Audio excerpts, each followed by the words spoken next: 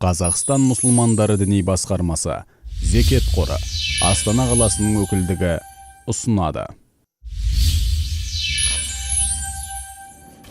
Алла Тағала Құран кәрімде айтады, осы өмірде бір екі дос болды дейді. Біреу мұсылман, біреу мұсылман емес. Екеуі бірігіп жұмыс істеді дейді бұлар. Екеуі бірігіп кәсіп істеді. Сөйтті де күндердің күнде екеуінің белгіленген мерзімдері бітті дейді. Екеуі 8.000 динарға қол жеткізді де, екеуі 4.000-ден бөліп алды. Сөйтті де мұсылман емес жаңа досы, мұсылманның мұсылман емес досы, христиан деп келеді. Сол христиан досы 1000 динарға барды да үлкен қасыр үй сатып алды дейді. Сөйтті де мұсылман досын қонаққа шақырды, үйін көрсету үшін. Сол өңірдегі бірінші орында тұрған үй еді дейді ол. Өте үлкен қасыр, 1000 динар үлкен ақша ол. Мұсылман бауыр көрді, үйің құтты болсын, жақсы екен, ұнады, әдемі екен, берекелді болсын деп өзінің ақ тілегін айтты да үйіне қайтты дейді. Қонақ болып үйіне қайтты. Үйіне барған кезде түнгі намазда тұрып дейді, Алла, менің досым 1000 динарға үй сатып алыпты. Мен сол 1000 динарға үй сатып алмай қойын, бірақ мен саған жәннаттың үйін сатып алуын сұраймын. Мен ертең 1000 динарды садақа жасаймын, маған соның есесінде жәннаттан үй берші деп сұрады дейді. Сөйтіп күндердің күнінде жаңағы христиан досы 2000 динарға үйленді дейді. Сол уақыттағы мис дейміз ғой қазір.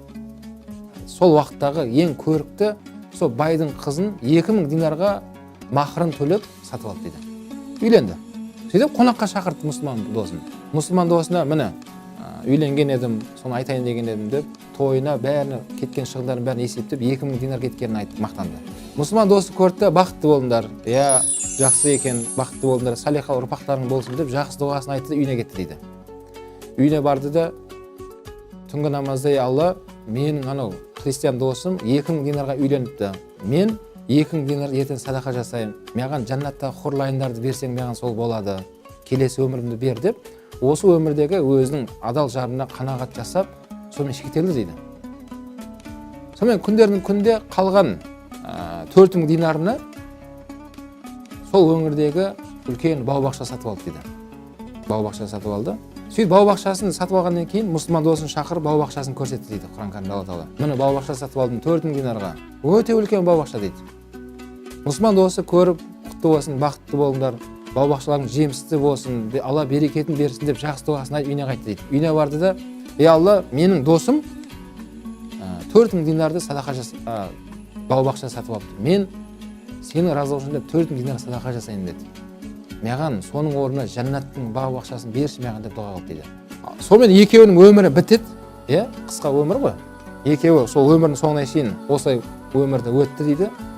Келесі өмірге барған кезде ақиқатында мұсылман жігіт Алла Тағаланың алдында сұраған бәрі берілді дейді.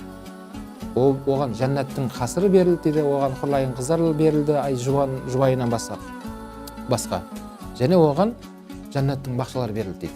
Сол кезде анау мұсылман осы өмірдегі христиан досын іздейді дейді. Алла Тағала айтады аятта. Менің осы өмірде бір досым бар еді, ол қайда? Деп соны іздейді дейді. Бірақ ол келесі аятта Алла айтады, ол досы бірақ Аллаға иман келтірмеген, ақырет күніне сенбейтін адам еді дейді. Христиан ғой. Сол кезде оны көргісі келді дейді. Кейін періштелер айтыпты, егер көргің келсе саған көрсетеміз. Сол аяттың тәпсірінде ғұламалар айтады, тәпсір ғұламалар, жәннатта терезе бар екен дейді. Әйнек дейміз ғой. Жәннаттың адамдары, тозақтың адамдарын көргісі келсе, ортада сондай терезе бар дейді. Терезеден оған көрсетіледі дейді. Сол тозақтағы күйіп атқан жаңағы христиан досын көрсетті дейді. Тозақтың ортасында өте қатты сондай бір қиын жағдайда еді дейді. Оны көрген мұсылман досы Алла, саған шүкір болсын. Мен осы қысқа өмірімде саған иман келтіріп, барыма қанағат етіп өмірді өткеніме саған шүкір, бәрі сенің арқаң ғой. Маған иман бергенге де ол шүкірлігін айтады дейді. Аятта. Аяттың жалғасында және екенің ортасында сондай Араф деген адамдар, ол 50% болып адамдар. 50% сауап, 50% күнә. Не жәннатқа кіре алмайды, не тозаққа кірмейді.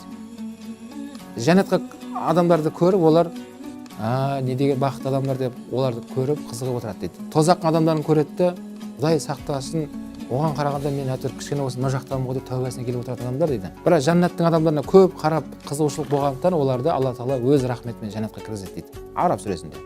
Олардың есімдері Араб дейді. Міне осы аяттың тәпсірінде ғұлама айтады, демек бұл қысқа өмір екен. Қысқа өмірде көріп қалайын, жеп қалайын, ішіп қалайын, тек қана өзім дегенге біздің дініміз қарсы. Өзгемен бөліссеңіз, ол берекелі, ол қайырлы болады екен, және ол ақыретіңе қалады екен.